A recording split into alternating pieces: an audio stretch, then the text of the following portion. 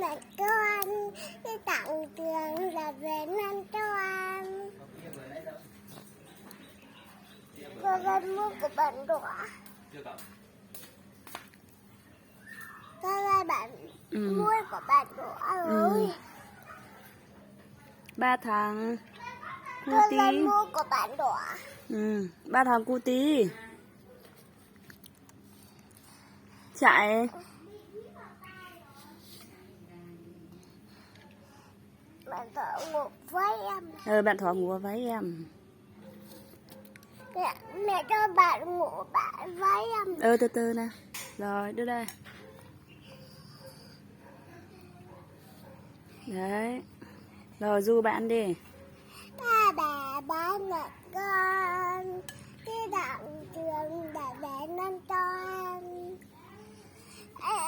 Em con em du.